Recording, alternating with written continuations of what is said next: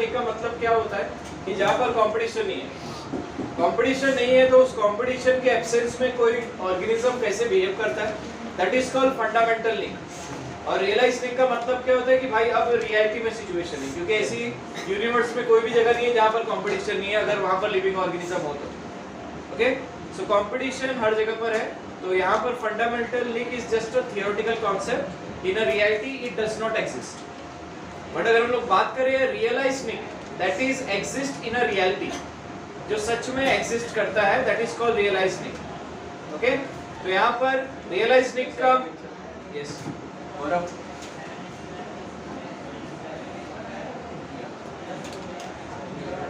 So basically realise नीक में क्या होता है कि कंपटीशन इज देयर। नाउ आपके सामने दो ग्राफ दिख रहे हैं, सबसे पहले मैं आपको ये ग्राफ दिखाता हूँ, दैट इज 3.4। अगर आप 3.4 ग्राफ को ध्यान से देखेंगे ना तो आपको क्या लगेगा कि यहाँ पर कोई कंपटीशन ही नहीं है। ग्राफ देखो कैसा सीधा सीधा आगे की तरफ चलता जा रहा है।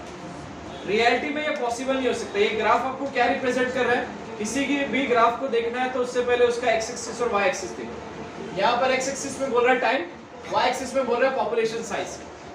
तो यहाँ पर क्या बोल रहा है कि जैसे जैसे टाइम बढ़ेगा वैसे वैसे पॉपुलेशन क्या होगा, इंक्रीज होगा। बट रियलिटी में ये पॉसिबल नहीं है। फॉर एग्जांपल अगर मैं कोई एक आइलैंड का एग्जांपल लेता हूँ, ठीक है, अब आइलैंड में कंसीडर कर लो कितने जन है, 10-20 लोग हैं, आराम से खा पी के मजे करेंगे, कोई इशू नहीं, ठीक है।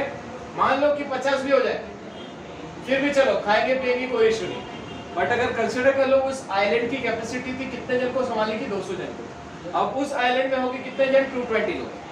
फिर बाद में क्या होगा, ये 220 में से 20 लोगों के बीच में या फिर कमजोर लोगों के बीच में कंपटीशन होगा। किसके लिए कंपटीशन होगा, पार्टनर के लिए, फूड के लिए और शेल्टर के लिए। और उस कंपटीशन की वजह से ये जो ग्रोथ मॉडल है उसके ऊपर इसका अफेक्ट पड़ेगा। अब क्या 220 से वो 300 आराम से हो जाएगा, नहीं। उसके पीछे का रीजन है because the capacity of island was 200 and when the capacity of any टापू, any you can say continent has been pass, उसके बाद क्या होता है, उस पॉपुलेशन के ग्रोथ पे एक कर्व आता है। कर्व आता है मतलब एक स्टॉपेज आता है, जहां से पॉपुलेशन रुक जाता है या फिर धीरे धीरे बढ़ता है। बढ़ेगा भी तो बहुत धीरे धीरे बढ़ेगा। So in reality this kind of growths are not possible. ऐसा ग्रोथ आप कभी भी नहीं देखोगे, ठीक है। ये एक रियलिटी में एग्जिस्ट नहीं कर सकता, that is a exponential growth. Now so what happen और what exist in a actual reality. So यहाँ पर होता है, रियलिटी में एग्जिस्ट करता है ये।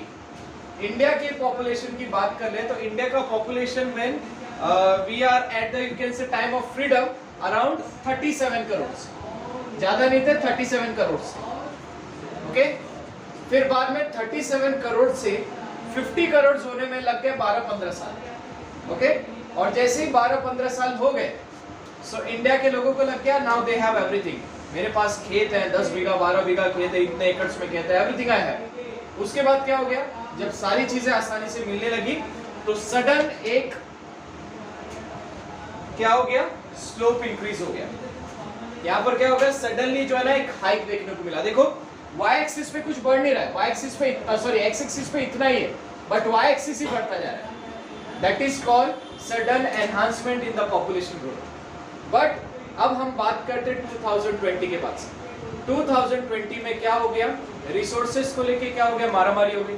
कोविड-19 आया, कोविड-19 में किसी को ऑक्सीजन सिलेंडर मिला, जिसको मिला वो बच गया, जिसको नहीं मिला वो मर गया। जिसके पास पैसे थे वो बच गया मेडिसिन खा के, जिसके पास नहीं थे वो मर गया।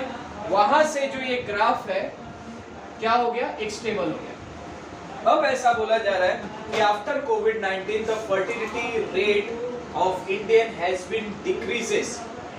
जो फर्टिलिटी रेट इंदिरा गांधी के टाइम पे 3.5 हुआ करती थी, मतलब हर एक कपल को 4 से 5 या 3 से 5 बच्चे हुआ करते थे।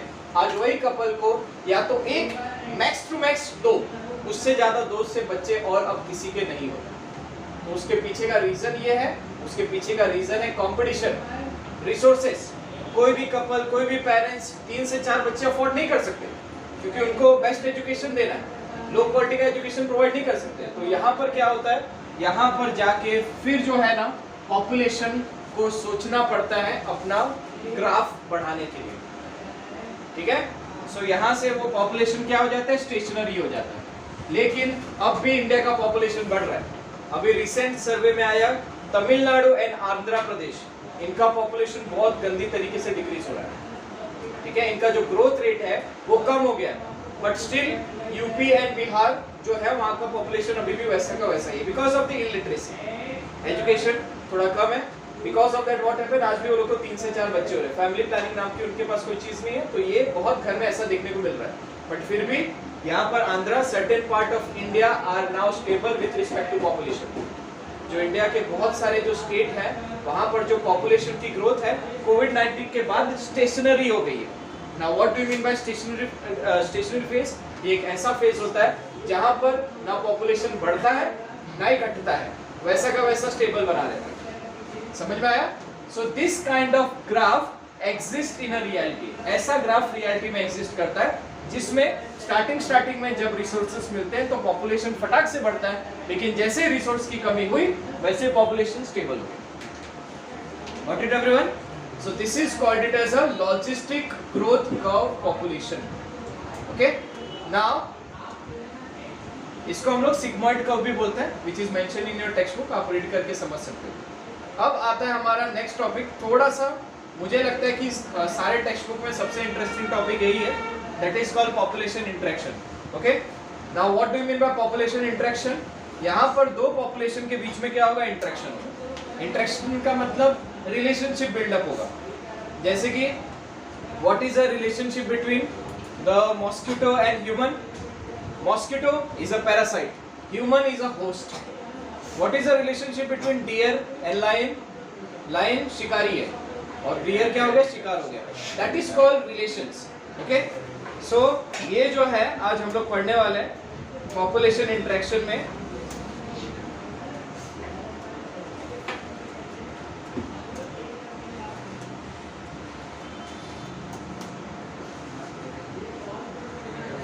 का मतलब क्या होता है? आप बोल सकते हो रिलेशनशिप बिल्डअप। तो जैसे कि कुछ एग्जांपल दिया, the relationship between mosquito and the human being, that is host and parasite. तो ये शब्द आप सुनने वाले हो, mutualism, competition, predation, parasitism, commensalism and amensalism. Okay, यहाँ पर कुछ इमेजेस आपको दिए हैं, सो इमेजेस के बारे में हम लोग बात कर लेते हैं। बेटा वो लाइट बंद कर लो। हाँ, तो यहाँ पर देखो कुछ इमेजेस दिए हैं, first image, second, third, fourth, fifth, six. अभी लास्ट में ये इमेज का हम लोग कंक्लूजन देखेंगे, स्टार्टिंग में दे दिया है, टोटल 6 इमेज है, बट इसको कंक्लूड हम लोग लास्ट में करेंगे। सबसे पहले हम लोग जो है ना ये प्लस माइनस के साइन को समझते हैं। अगर म्यूचुअलिज्म की बात करें, दोनों स्पीशीज को फायदा हो रहा है, ओके, एक दूसरे से रिलेशनशिप बिल्डअप करने से दोनों स्पीशीज को फायदा हो रहा है, that is called it as a mutualism. For example, आपने ये मतलब एक गुजराती डिश खाई रहेगी, that is called thepla. Thepla में कौन सी सब्जी पड़ती है? मेथी। मेथी के रूट में अगर आप देखोगे ना ध्यान से, तो वहां पर आपको क्या दिखाई देगी? थोड़े से नोडल्स दिखाई देंगे, जिसको हम लोग स्वेलिंग भी बोल सकते हैं। नोडल्स का मतलब गांठें। अब सवाल उठता है कि वहां पर ये इधर स्वेलिंग क्या कर रही है, उसके रूट में स्वेलिंग क्या कर रही है? तो वहां पर एक बैक्टीरिया प्रेजेंट रहता है, उसके रूट के अंदर एक बैक्टीरिया प्रेजेंट रहता है जिसका नाम है राइजोबियम। ओके, अब ये राइजोबियम क्या करता है? ये जो राइजोबियम है ये मेथी के प्लांट को गैसियस नाइट्रोजन को सॉलिड नाइट्रोजन में कन्वर्ट करके प्रोवाइड कर देता है। जैसे कि कोई प्लांट है, उसकी प्लांट की बॉडी कुछ इस तरीके से बनी है कि वो कार्बन डाइऑक्साइड को अंदर ले सकता है, लेकिन प्लांट की बॉडी इस तरीके से डिजाइन नहीं है कि वो नाइट्रोजन, गैस नाइट्रोजन को भी अंदर ले ले। तो सवाल उठता है कि भाई उसको डीएनए बनाना है, उसको फिर बाद में प्रोटीन्स बनाने हैं, और उसके लिए तो नाइट्रोजन की भर भर के रिक्वायरमेंट है। फॉर एग्जांपल 11th स्टैंडर्ड के बायोलॉजी की बुक में आपने बायोमोलिक्यूल्स पढ़ा था, क्या पढ़ा था? कि proteins are nitrogenous compound. Protein ही नहीं रहेगा, मतलब नाइट्रोजन ही रहेगा तो प्रोटीन कैसे बनेगा? तो वो सिचुएशन में ये राइजोबियम जो है ना उस प्लांट की मदद करता है। कैसे मदद करता है? ये राइजोबियम एक रिएक्शन परफॉर्म करता है, उस रिएक्शन को हम लोग कहते हैं nitrogen fixation. Now what do you mean by nitrogen fixation? Whenever the gaseous form of nitrogen is converted into solid form of nitrogen, that is called nitrogen fixation. जब भी कोई भी नाइट्रोजन गैस नाइट्रेट्स और nitrites में convert हो जाती है तो उस प्रोसेस को नाइट्रोजन फिक्सेशन कहते हैं। अब जैसे ही वो नाइट्रोजन नाइट्रेट्स या नाइट्राइट्स में कन्वर्ट हो गया, तब प्लांट के लिए आसान हो जाता है उस नाइट्रोजन को अपटेक करना। ठीक है, तो ये काम किया किसने? ये काम किया राइजोबियम ने। किया किसके लिए? प्लांट के लिए। तो प्लांट की भी तो कुछ रिस्पॉन्सिबिलिटी बनती है रिटर्न गिफ्ट देने की। तो प्लांट इसको 2 रिटर्न गिफ्ट देता है। पहला जो आपने देखा, अपने रूट में रहने के लिए जगह देगा, that is called shelter providing. और दूसरा, जब भी ये प्लांट फोटोसिंथेसिस करेगा, उस फोटोसिंथेसिस का सर्टेन परसेंट ऑफ ग्लूकोज इस राइजोबियम को खाने को मिलेगा। समझ में आया? तो यहाँ पर राइजोबियम ने प्लांट्स को नाइट्रोजन प्रोवाइड किया एटमॉस्फेयर से लेके, और बदले में प्लांट्स ने क्या किया? उसको फोटोसिंथेसिस करके ग्लूकोज दिया प्लस शेल्टर दिया। This kind of relationship is called mutualism, in which both are getting profit plus plus, A is plus, B is plus, both are getting profit, that is called, you can say, mutualism. Second आपको दिया है competition. So competition में किसी का भी फायदा नहीं होता। For example अगर हम लोग बात करें चीता की और लायन की, चीता और लायन दोनों के बच्चे अगर किसी एडल्ट के सामने आ गए, फॉर एग्जाम्पल शेर का छोटा बच्चा चीता के सामने आ गया, चीता मार डालता है क्योंकि उसको मालूम है कि भाई ये जवान हुआ तो ये फिर मेरी वाट लगा डालेगा। ठीक है, उसी तरीके से अगर चीते के बच्चे को शेर ने देख लिया तो मार डालेगा, क्योंकि शेर को पता चलेगा कि भाई ये जिंदा रहेगा तो इसके साथ मुझे फूड शेयर करना पड़ेगा एक ही एरिया में रहकर। This is called competition. कोई भी कैट की स्पीशीज नहीं चाहती कि उसके जैसा ही या फिर उससे जैसा दिखने वाला दूसरा स्पीशीज उसके साथ रहे, फूड शेयर करे, that is called competition. Okay, और कॉम्पिटिशन में किसका फायदा नहीं होता? कंपटीशन में नुकसान ही होता है। That's why the both science are represent by negative. Okay, now we are going to talk about the predation. Predation का मतलब होता है शिकार करना, जिसमें एक का डेथ होना फिक्स है। So this is a relationship between the deer and the lion, और you can say the zebra and the lion. So predation में एक का फायदा होता है, one is positive but another one is negative. एक जन मरेगा और एक जन का पेट भरेगा, that is a positive. Okay, now next one is a parasitism. तो पैरासिटिज्म में भी यही है, positive and negative. So if someone ask you what is the difference between the predation and the parasitism, predation और parasitism में ये होता है, predation means on the spot killing. Predation का मतलब होता है तुरंत मार के खा लेना, that is called predation. But if you are talking about the parasitism, parasitism का मतलब होता है कि किसी ना किसी तरीके से उसको नुकसान पहुंचाना, उससे शायद उसकी डेथ हो सकती है, शायद वो बच भी सकता है, बट उसको लॉस तो होने वाला है। ठीक है, that is called parasitism. So उसमें एक पॉजिटिव और एक negative. Now commensalism. So commensalism में एक जन रहेगा पॉजिटिव और एक जन रहेगा न्यूट्रल।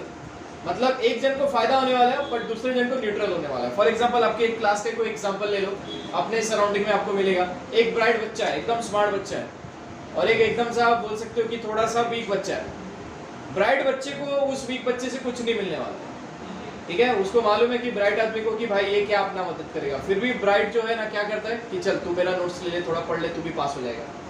तो यहाँ पर जो ब्राइट बच्चा है वो न्यूट्रल है, उसको कोई नुकसान नहीं हो रहा क्योंकि जो नोट्स देगा उसको तो मिलने वाला है वापस। सो दैट इज अ न्यूट्रल। लेकिन जो वीक बच्चा है उसको प्रॉफिट हो रहा है, उसको एक ब्राइट बच्चे का नोट्स मिल रहा है, that is called positive side. तो यहाँ पर ऐसे रिलेशनशिप को हम लोग क्या बोलते हैं? Commensalism. Got it? Now next one is amensalism. So amensalism में क्या होता है? एक को नुकसान होता है और एक न्यूट्रल रहता है। ठीक है, that is called amensalism. Example से पढ़ेंगे, हर एक चीज को हम लोग बारीकी से समझेंगे। सबसे पहले आप देख सकते हो, पहला है प्रेडेशन। सो प्रेडेशन का मतलब ये नहीं कि हम लोग यहाँ पर वेज नॉन वेज की बात कर रहे हैं। If you are vegetarian you are also predator. Why? Because you are killing the herbs, you are killing the plants. Okay, so that's why you are known as herbivore. Vore का मतलब मारने वाला, herbs का मतलब plants, plants को मारने वाला, that is called herbivores. Okay, so this is again a predation. Next carnivore. Carnivore का मतलब animals को मारने वाला, that is called carnivore. Okay, omnivore. Omni का मतलब plants और animal दोनों को मार के खाने वाला, that is called omnivores. तो यहाँ पर बेसिकली ये रिलेशनशिप को हम लोग बोलते हैं प्रेडेशन। प्रेडेशन में कौन होता है? एक होता है प्रे और दूसरा होता है प्रेडेटर। प्रेडेटर मतलब किल करने वाला और प्रे का मतलब जो खुद मरेगा, that is called prey. Okay, now यहाँ पर क्या बोला है? About 25% of insect are phytophagous. ये शब्द का मतलब क्या हुआ? फाइटोफेगस। तो यहाँ पर पूरे वर्ल्ड में जितने भी इंसेक्ट हैं उसमें से 25% जो इंसेक्ट होते हैं वो फाइटो मतलब प्लांट को फेगस मारने वाले होते हैं। मतलब कोई भी आप अगर गांव में पेड़ देखोगे ना तो पेड़ में के अंदर चींटियां घुस गई रहेगी या फिर और कोई कीड़ा घुस गया रहेगा। सो मैक्सिमम इंसेक्ट को सरवाइव करने के लिए किसी ना किसी प्लांट के अंदर रहना पड़ता है। तो ऐसे इंसेक्ट को हम लोग क्या कहते हैं? Phytophagous. This is again an example of predation. Okay, और भी बहुत सारे प्रेडेशन के एग्जांपल हो सकते हैं। ठीक है, आगे हम लोग देखेंगे। अब सवाल उठता है कि प्रेडेशन का इंपॉर्टेंस है क्या? तो सब आंसर है हाँ। फॉर एग्जांपल डिस्कवरी चैनल पे देखते हैं शेर आ गया और वो डियर को मार दिया, बहुत बुरा लगता है यार, अरे मर गया, बड़ा नाइस हालत। But the thing is what, यहाँ पर ये जरूरी है। कंसिडर कर लो कि मेरे पास एक थैनोस का क्या बोलते हैं एक स्टोन है, जिससे मैं क्या करूंगा, जैसे वो चुटकी बजाऊंगा पूरे के पूरे शेर गायब। क्या हो जाएगा? 10 साल के अंदर डियर का पॉपुलेशन इतना इंक्रीज हो जाएगा ना कि पूरे प्लांट को खा डालेंगे। जितने भी अर्थ के ऊपर प्लांट है ना सबको खा के खत्म कर डालेंगे। So that's why the predation is important. Predator क्या करते हैं? ये हर्बीवोर के पॉपुलेशन को कंट्रोल करते हैं। अगर ये चले गए तो हर्बीवोर बिंदास हो जाएंगे। बिंदास हो जाएंगे मतलब पॉपुलेशन इंक्रीज करेंगे, घास फूस खाएंगे, और उसके बाद क्या होगा, एक टाइम ऐसा हो जाएगा कि फिर वही लामाकिज्म वाला सीन हो जाएगा। लामाकिज्म वाला सीन मालूम है ना? वो जिराफ का नेक बड़ा क्यों हुआ था? क्योंकि जमीन की घास खत्म हो गई थी। समझ में आया? ऐसा लामाक की थ्योरी बोलती है। जिराफ की गर्दन बड़ी क्यों हो गई? क्योंकि जमीन की घास खत्म हो गई, उसको पेड़ का जो भी कुछ है पत्ती वत्ती खाना था, तो इसके लिए उसकी गर्दन धीरे धीरे बड़ी हो गई। ऐसा लामाक की थ्योरी बोलती है। सो ये पॉसिबल तब है जब कार्निवोर या फिर प्रेडेटर खत्म हो जाए। ठीक है, सो दैट इज अ इम्पोर्टेंस। यहाँ पर क्या बोल रहा है जरा हम लोग देखते हैं, कुछ एग्जाम्पल देख सकते हैं। For example, prickly pear cactus introduced into the Australia caused the havoc by the spreading. Later it was controlled by introducing cactus feeding predator. सबसे पहले क्या हुआ, ऑस्ट्रेलिया वालों ने सोचा कि चलो हम अपने इधर कैक्टस का पॉपुलेशन बढ़ाएंगे। कैक्टस एक तरीके का प्लांट होता है, बट कैक्टस में एडेप्टेशन की इतनी अच्छी कैपेसिटी होती है कि वो कम पानी में भी कहां पर जिंदा रह सकता है। और एक टाइम ऐसा आया कि कुछ सालों के अंदर ऑस्ट्रेलिया के लगभग हर हिस्से में जो है ना आपको कैक्टस का पेड़ दिखाई देने लग गया, हर हिस्से में, हर जोन में। तो उसकी वजह से क्या हो गया, लोगों को प्रॉब्लम फेस होने लगी कि भाई इतना भी तो कैक्टस नहीं चाहिए था, हमने इंट्रोड्यूस किया था एक्सेप्टेड, बट इतना भी तो नहीं चाहिए था। फिर उससे बचने के लिए ऑस्ट्रेलिया वालों ने दूसरी टेक्निक का यूज किया, उन्होंने इसको छोड़ दिया। कौन है ये? कैक्टस फीडिंग प्रेडेटर मथ, ऐसा कीड़ा मतलब कीड़ा जो कैक्टस के प्लांट्स को खाता है। उससे क्या हो गया, फिर बाद में after certain period of year cactus का पॉपुलेशन कंट्रोल में आने लग गया। तो ये होता है importance. Okay, yes, fine. Now और भी बहुत सारे इंपॉर्टेंस है, सबको पढ़ना दैट इज नॉट पॉसिबल और आपकी टेक्स्ट बुक में भी नहीं है। ठीक है, तो हम लोग एनसीईआरटी के बेस पे नहीं जाएंगे। Now defense of prey species to the lessen impact of predation. अभी देखो, फॉर एग्जाम्पल ये जो शिकारी और शिकार का जो खेल है ये हजारों सालों से चलते आ रहा है। ठीक है, डायनासोर के जुरासिक ईरा से लेकर आज का भी जो टाइम है वहां से ये जो प्रोसेस है ना चालू है। तो सवाल उठता है कि दोनों एक दूसरे को अपडेट करेंगे, दोनों एक दूसरे को इवॉल्व करेंगे। ठीक है, जैसे कि पहले इमेज में अगर आप बहुत ध्यान से देखोगे ना तब जाके आपको एक फ्रॉग दिखाई देगा। ये देखो, दिख रहा है? इस इधर देखना, ये देखो जरा, ये देखो, ये लाइन दिख रही है, ये फ्रॉग है। सवाल उठता है कि ये फ्रॉग ने खुद को ऐसे क्यों किया? पहले तो ये प्रोसेस को हम लोग बोलते हैं camouflage. Now what do you mean bye camouflage? अपने सराउंडिंग के हिसाब से खुद को बदल लेना। ठीक है, अपने सराउंडिंग के हिसाब से खुद को बदल लेना, that is called camouflage. For example soldiers के कपड़े देखे होंगे आपने। ठीक है, so the reason behind that wearing is what, that is help them to camouflage according to the surrounding। जंगल में रहेंगे दूर से तो सोल्जर दिखाई नहीं देगा।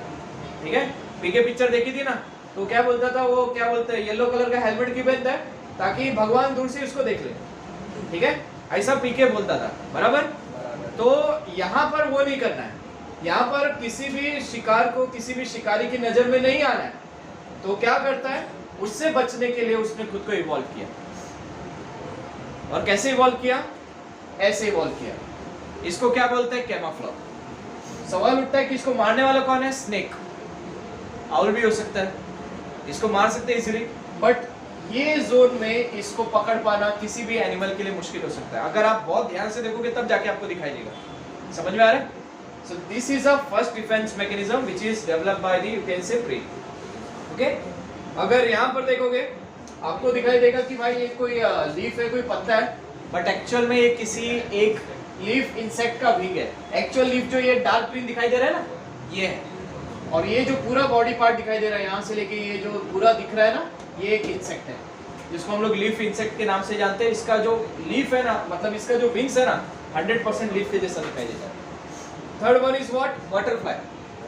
तो बटरफ्लाई तो अट्रैक्टिव होते हैं, ये तो कैमोफ्लेज नहीं करते, तो ये अट्रैक्टिव होते हैं बट उतने ही ज़्यादा डेंजरस होता है। ठीक है, बटरफ्लाई को कभी अपने लाइफ में हाथों से टच किया रहेगा ना, और फिर बाद में छोड़ोगे ना, तो उसका जो भी बॉडी का फ्लूइड है वो आपके हाथों में चिपक जाता है। ठीक है, कोई भी शिकारी बटरफ्लाई को खाने से पहले 2 बार सोचता है। उसके पीछे का रीजन है बिकॉज इसके स्किन में पॉइजनस सब्सटेंस होता है जो आगे चल के शिकारी को डिस्कम्फर्ट कॉज कर सकता है। ओके, सो ये एक मैकेनिज्म है खुद का शिकार होने से बचाने का, the camouflage and the, you can say, poisonous substance on the skin. Okay, so बहुत सारे एग्जांपल हैं, you can study in your text book जो भी है। The next one is a competition. Okay, so now what do you mean by competition? Competition का मतलब होता है whenever the two individual compete with each other for the mating partner, for the area, for the shelter and for anything else. That is called competition. If you are talking about the human beings, the competition ends, okay, without killing someone. But if you are talking about the competition between two animals, ये खत्म कब होगा? जब दोनों में से एक जन मारा जाएगा। That is called competition. तो यहाँ पर competition का मतलब क्या है? competition का मतलब है कि अपने कंपीटर के साथ क्या करना, फाइट करना, और फिर उसकी जो चीजें हैं उसको लेना, या फिर खुद की चीजों को प्रोटेक्ट करना। ठीक है, यहाँ पर बेसिकली 2 तरीके के कंपटीशन हो सकते हैं, इंटर स्पेसिफिक, इंट्रा स्पेसिफिक। कोई डिफरेंस बता सकता है इंटर स्कूल कंपटीशन और इंट्रा स्कूल कंपटीशन के बीच में? इंट्रा का मतलब, हाँ, जैसे कि इधर बाजू में सेंट थॉमस स्कूल है, बराबर? तो मान लो कि सेंट थॉमस स्कूल का बच्चा सेंट थॉमस स्कूल के बच्चे के साथ ही क्या कर रहा है? क्रिकेट में कंपटीशन कर रहा है। तो that is called intra, intra school competition. मतलब इंट्रा का मतलब होता है स्कूल के अंदर 2 लोगों के बीच में कंपटीशन। तो शेर अगर शेर के साथ कंपटीशन कर रहा है तो उसको हम लोग बोलेंगे इंट्रा स्पेसिफिक। लेकिन इंटर स्पेसिफिक का मतलब क्या होता है? इंटर स्पेसिफिक का मतलब होता है कि जब सेंट थॉमस का बच्चा सेंट एनिस और या फिर सेंट फ्रांसिस के बच्चे के साथ कंपटीशन कर रहा है, तो यहाँ पर 2 अलग अलग स्कूल का इन्वॉल्वमेंट हुआ, और जब 2 अलग अलग स्कूल का इन्वॉल्वमेंट हुआ तो उसको हम लोग बोलेंगे इंटर स्पेसिफिक। जैसे कि अगर शेर, चीता, डियर के लिए एक दूसरे के साथ कंपीट कर रहे हैं, ठीक है, तो कंपीट करेंगे ना तो ये लोग खुद को अपडेट भी करते हैं। जैसे कि सबका एक प्लस पॉइंट और माइनस पॉइंट होता है। फॉर एग्जाम्पल चीता के पास प्लस पॉइंट क्या है? स्पीड, और शेर के पास प्लस पॉइंट क्या है? पावर, स्ट्रेंथ, और दोनों के पास नेगेटिव पॉइंट भी है। चीता के पास पावर नहीं है और शेर के पास स्पीड नहीं है, और प्लस चीता जो है दिन में सिर्फ 8 घंटे सोता है, लेकिन शेर जो है वो दिन में 16 घंटे सोता है। So they have negative point also and positive point also. कभी इसका पॉजिटिव पॉइंट उसके नेगेटिव पॉइंट पे भारी पड़ता है, कभी इसका पॉजिटिव पॉइंट इसके नेगेटिव पॉइंट पे भारी पड़ता है। तो ये जो है ना, ये कंटिन्यूअस कंपटीशन होता ही रहता है। सो दैट इज कॉल्ड कंपटीशन। कुछ एग्जांपल देख सकते हैं, यहाँ देखो, एक दिख रहे हैं हाइना, 2 हाइना दिखाई दे रहे हैं, क्या कर रहे हैं भाई? ये छीन के भाग रहा है उसका, समझ में आया? That is called intra specific. और यहाँ पर अगर आप देखोगे बाजू में एक इमेज है, वहां पर भी हाइना है, लेकिन हाइना के बीच में कौन फंसा है? शेर। That is called inter specific. समझ में आया? सो ये 2 इमेज आपको बताने के लिए काफी है कि कंपटीशन का मतलब क्या होता है। ओके, तो this thing I have already told you कि जो भी 2 अनरिलेटेड स्पीशीज हैं, कभी रिसोर्सेज के लिए एक दूसरे से कम्पीट करते हैं तो उसको कंपटीशन बोलते हैं। एक एग्जांपल ले लेते हैं, फ्लेमिंगो। यहाँ पर कंपटीशन चालू है इसके बीच में, और इसके अंदर जो मच्छी लोग हैं ना उसके बीच में। किस चीज के लिए कंपटीशन चालू है?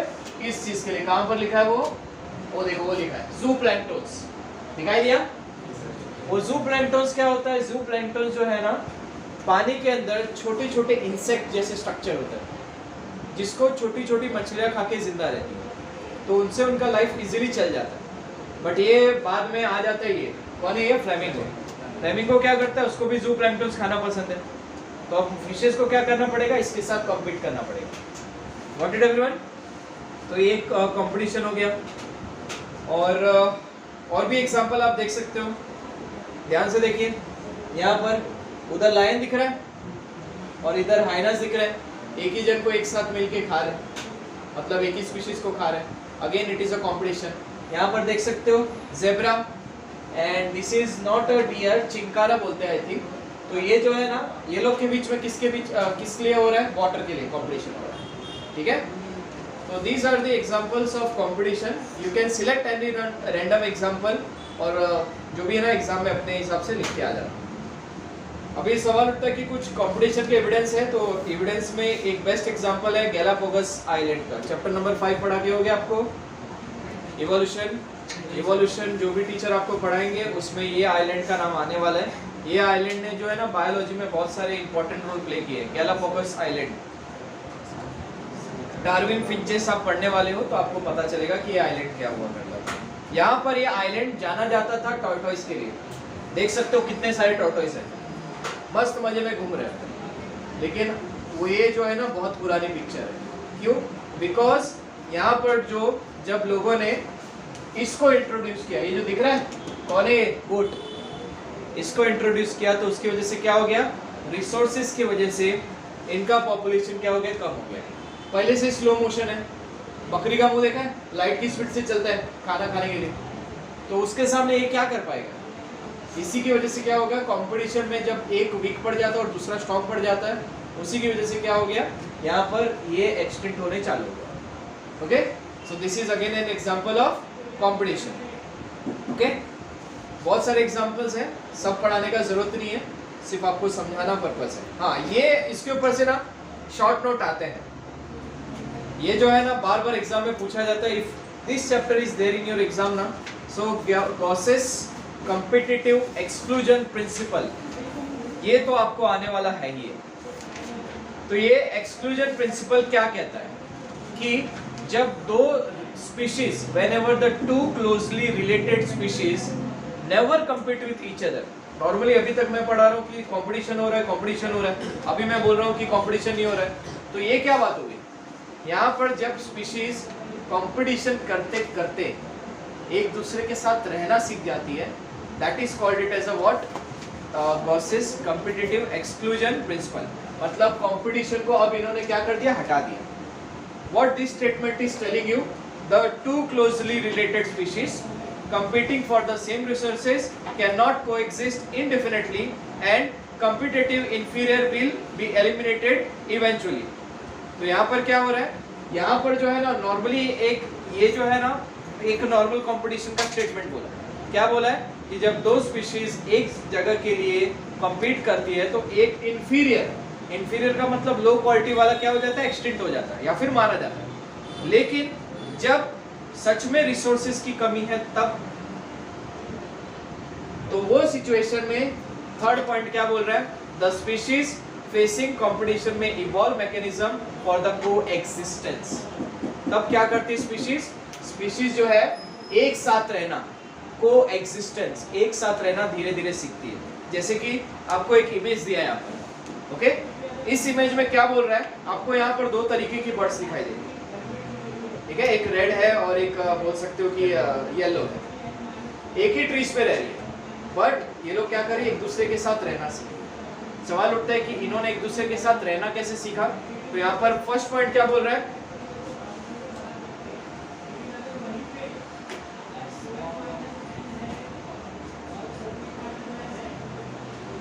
Smaller yellow bird species that is forage across the whole tree, okay, and larger red species compete for the resources. Red dominate in the middle for the, you can say, most abundant, and yellow adapt to the new niche, avoiding the competition. तो यहाँ पर जो red वाला है वो बड़ा है और जो येलो वाला है जो है वो छोटा है। ये लोग जो है ना अलग अलग जगह ऑक्यूपाई कर रहे हैं, ठीक है? They are occupying the different places. और डिफरेंट स्पेसेस ऑक्यूपाई करने की वजह से जो है ना ये लोग के बीच में थोड़ा सा कंपटीशन क्या हो रहा है, कम हो रहा है। ठीक है, फॉर एग्जांपल आपने गांव में अगर कभी कोई पीपल का पेड़ देखा रहेगा ना, तो उस पीपल के पेड़ के अंदर कोयल भी अपने घोंसले बनाती है और पैरट भी अपने घोंसले बनाता है। उनको मालूम है कि भाई रिसोर्स एक ही है, but they have to stay together, they do not have any kind of option.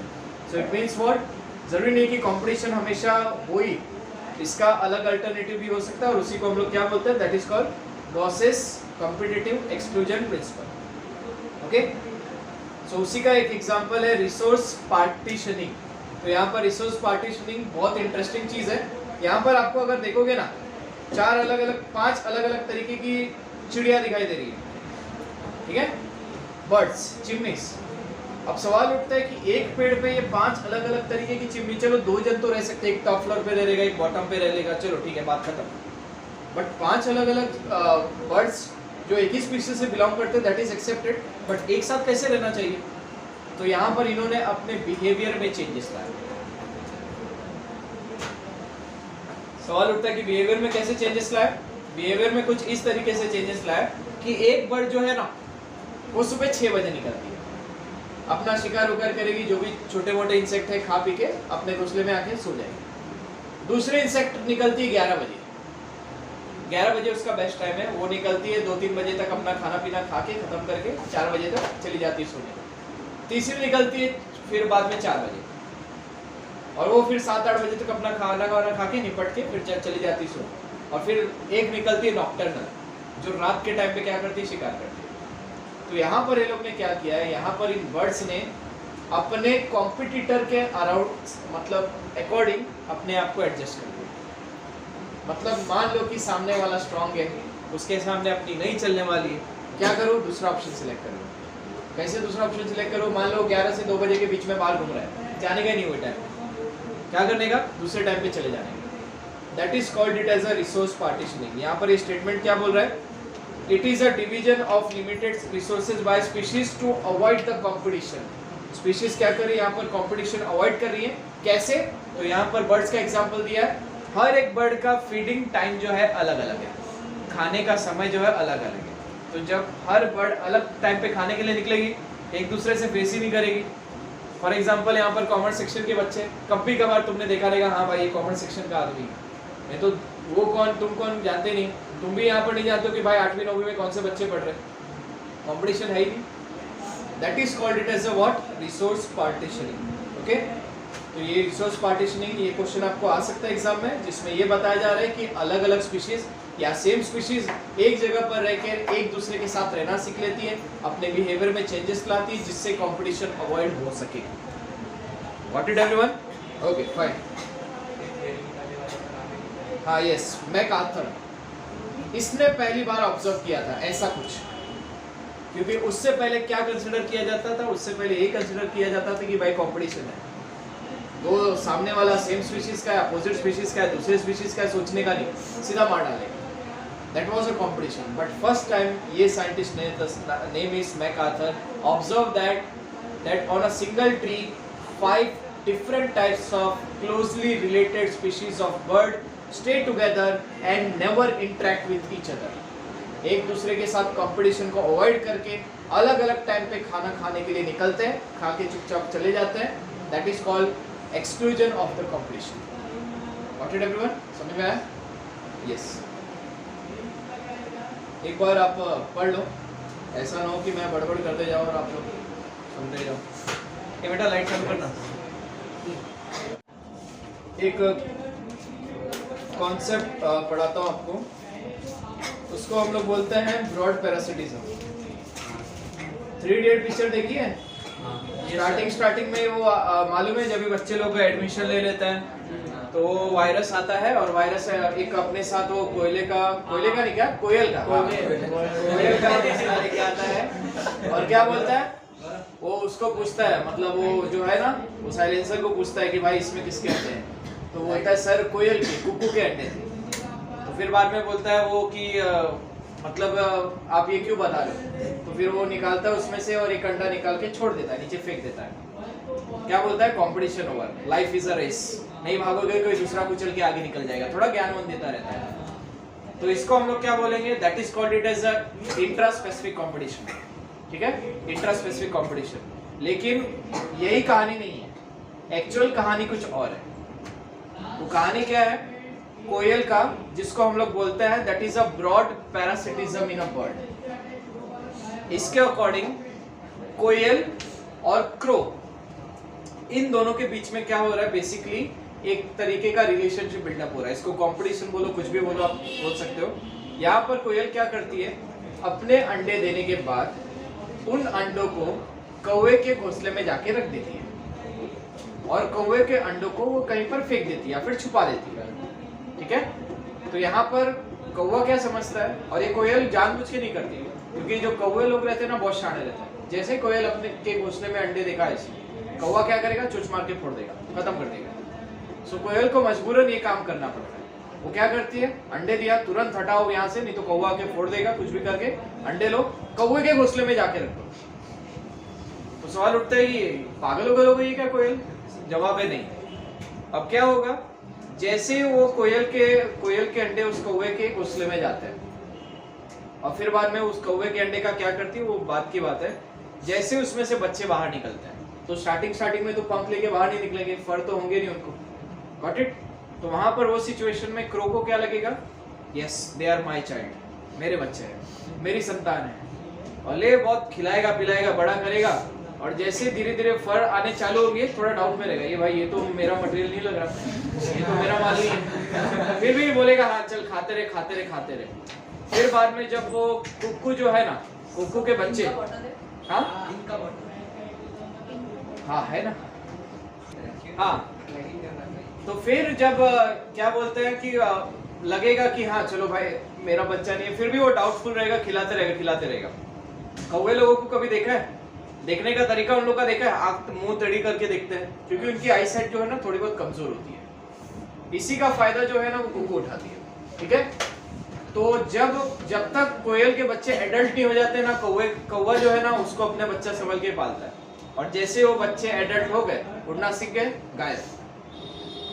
इस रिलेशनशिप को क्या कहा जाता है, इस रिलेशनशिप को कहा जाता है ब्रॉड पैरासिटिज्म। ब्रॉड पैरासिटिज्म में क्या होता है कि आप सामने वाले का क्या कर रहे हो, नुकसान पहुंचा रहे हो। सामने वाले के अंडे को फेंक दो, तोड़ दो, हटा डालो, और फिर अपने अंडों को ले जाके उसके घोंसले में रखो। तो यहाँ पर कुक्कू ने क्या किया, कुक्कू ने अपने बच्चे को मतलब बचाने के लिए क्या किया, अपने अंडों को कौवे के घोंसले में रख दिया। यहाँ पर उसने किस चीज का ग्रांट लिया, फायदा उठाया, कौवे की आई साइट का, क्योंकि उसकी आई साइट कमजोर थी, इसके लिए कौवा प्रॉपर्ली उन बच्चों को नहीं देख पाता था, और उसकी वजह से सिर्फ उनको खिलाता गया। बाद में पता चला कि भाई दुश्मन के बच्चे को खाना खिलाया, और फिर वो उड़ के निकल जाता है। This kind of relationship is called broad parasitism. It is mentioned in your textbook on page number 303. Okay? So ये broad parasitism हो गया। अब हम लोग बात करने वाले हैं that is called parasitism के बारे में। So parasitism में दो टाइप्स होते हैं, ठीक है। इसको हम लोग बोलते हैं एंडोपैरासाइट और एक्टोपैरासाइट, जो आप लोगों ने एनिमल क्लासिफिकेशन में 11th स्टैंडर्ड में ऑलरेडी पढ़ा है। ऐसा पैरासाइट जो एक्सटर्नली आपकी बॉडी को डैमेज करेगा, उसको हम लोग बोलते हैं ectoparasite. Okay, for example leech क्या करता है, एक्सटर्नली आपकी बॉडी से ब्लड सक करता है और आपको क्या करता है, आपकी बॉडी को डैमेज करने की कोशिश करता है। That is considered as a ectoparasite. लेकिन अगर हम लोग बात करें एंडोपैरासाइट की, मतलब the example is loa. Now what do you mean by loa? It is a eye worm, जो आपके आईज में जाके क्या करता है, उसको डैमेज करता है। आंखों के अंदर जाता है ये कीड़ा नहीं बोल सकते, बॉम्ब, और जाके डैमेज करता है। सेकंड एस्केरिस, जैसा कि आपने बोला, इंटेस्टिनल बॉम्ब, ये जाएगा आपके स्टमक में जाएगा, स्टमक से इंटेस्टाइन में जाएगा, इंटेस्टाइन की वॉल से ब्लड सक करेगा। So they are damaging you internally, they enters the body and damage your internal organs, that is called endoparasites. तो यहाँ पर एक्टोपैरासाइट्स के कुछ एग्जांपल हैं, आपने देखे भी रहेंगे। इसको जानते हो क्या, ये इसको तो लाइस क्या बोलते हैं हिंदी में, हमको जुए पड़ गई है ना, ऐसे कुछ बोलते हैं ना। So that is a, you can say human lice. Ticks on a dog, normally Hindi में इसको बोलते हैं किलनी। ओके, जो कुत्तों को बिल्लियों को हो जाती है। ओके, फिर अगर आप ध्यान से देखोगे, अगर ये फिशेस की आईज को देखना, ये देखो दिख रहा है कुछ, अगेन सो ये भी जो है ना पैरासाइट्स का काम कर रहे हैं। तो सवाल उठता है कि चलो एनिमल में तो पैरासाइट्स है, क्या प्लांट में पैरासाइट्स होता है? तो आंसर है हाँ। यहाँ पर आपको एक प्लांट दिख रहा है कस्क्यूटा। ये कस्क्यूटा जो ये येलो कलर का आपको धागे जैसा कुछ दिख रहा है ना, वो उस प्लांट का नाम कस्क्यूटा है। ये क्या करता है, किसी भी मेन क्रॉप के ऊपर, जो भी आपका मेन क्रॉप है, आइदर इट इज अ गेहूं, जवार, बाजरी, मक्का, नाचनी, व्हाटएवर इट इज, वहां पर क्या करेगा, उसके अराउंड में अपने जो है ना स्टेम को क्या कर देगा, रैप कर देगा, पूरा फैला के पूरा वो कर देगा। और उसकी वजह से क्या होगा, ये प्लांट को फोटोसिंथेसिस परफॉर्म करने का प्रॉब्लम हो जाएगा। और ये कस्क्यूटा जो है ना इस मेन प्लांट की बॉडी से क्या लेगा, न्यूट्रिशन लेगा। That is called it as a parasitism in a plants. Okay, तो प्लांट्स में भी पैरासिटिज्म एग्जिस्ट करता है। Again for example female mosquito.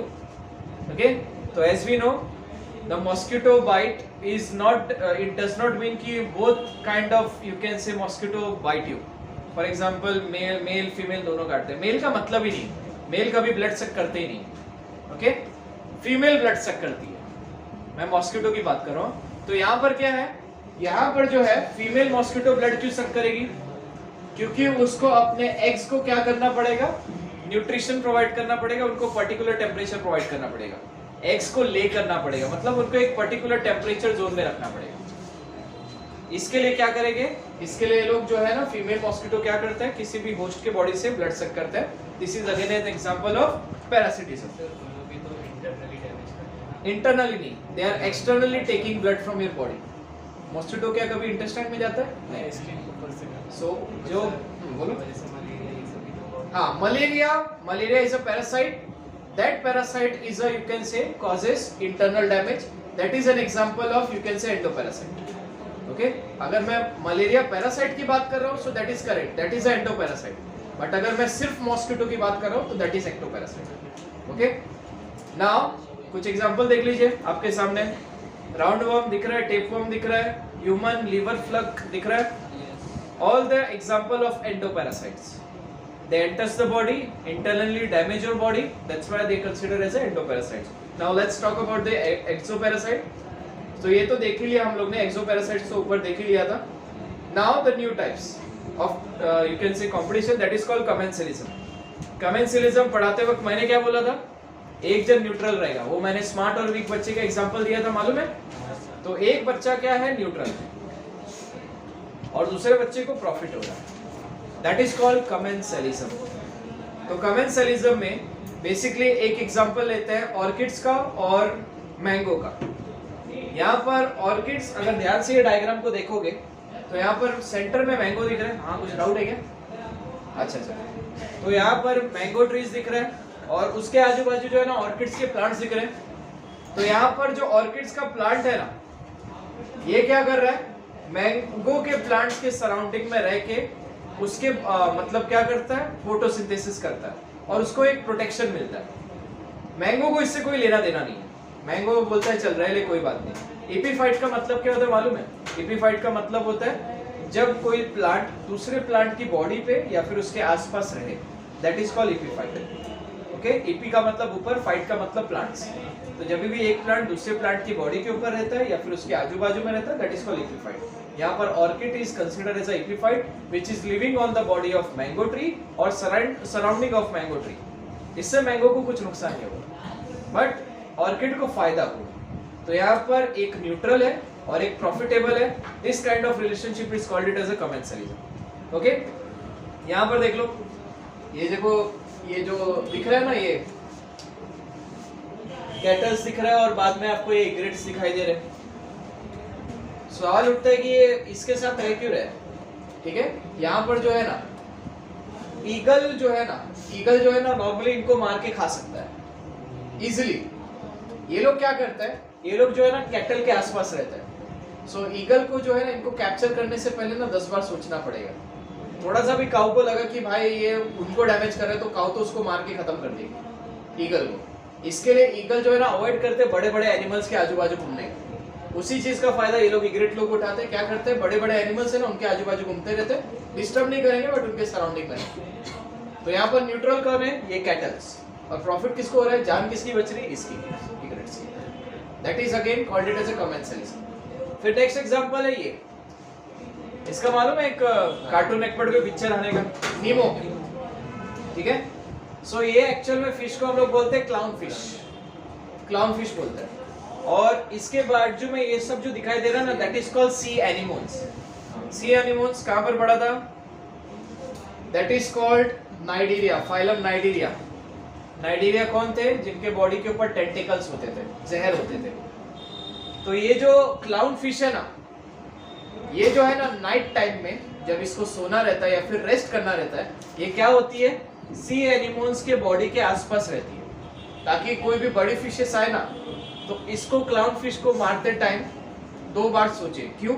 अगर एक क्लाउन फिश को मारने जाएगी ना तो ये जो सी एनिमोन के जो टेंटिकल्स है ना वो उसके प्रेडेटर के बॉडी में घुस जाएंगे और जिसकी वजह से प्रेडेटर को बहुत गंदी तरीके से डैमेज हो सकता है।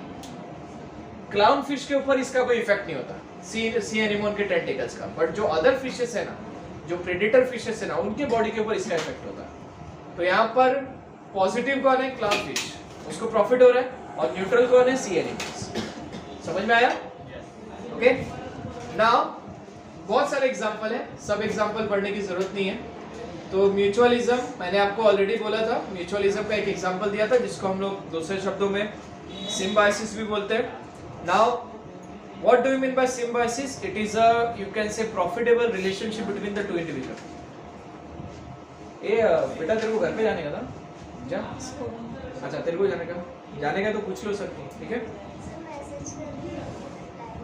अच्छा अगली बार से बोल के आना, ओके फाइन।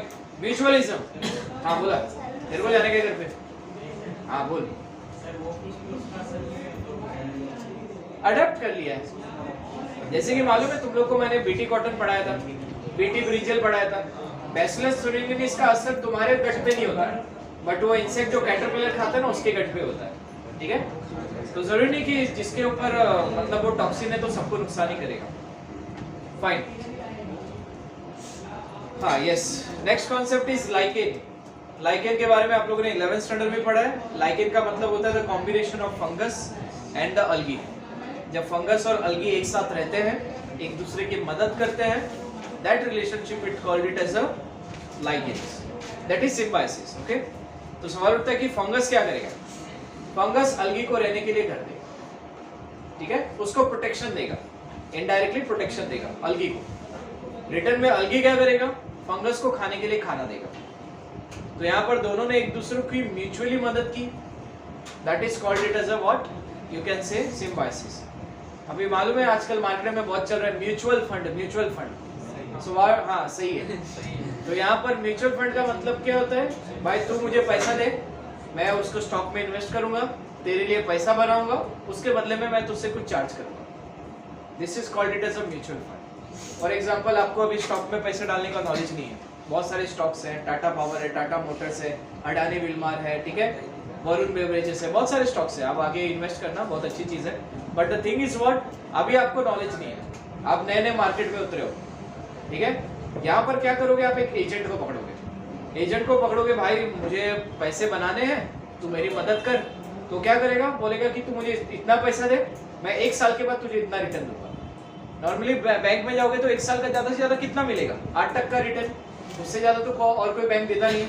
ये एजेंट बोलेगा कि मैं तुझे 20% दूंगा, ओके, और उससे ज्यादा भी दे सकता हूँ अगर मुझे और प्रॉफिट हुआ तो। आप दे दोगे पैसा उसको, एजेंट ने आपके ही पैसे से क्या किया? स्टॉक में 50% प्रॉफिट कमा लिया। तो क्या करेगा? वो 30% अपने पास रख लेगा और 20% आपको दे देगा। इन द सेंस व्हाट, आपकी जो रिक्वायरमेंट थी, आपको पैसे कमाने थे, आपने कमा लिए, और उसको भी पैसे कमाने थे, उसने भी कमा लिए। That is called mutual fund, okay. यहाँ पर भी क्या हो रहा है? That is mutual relationship, mutual relationship between the two species to get profit from each other.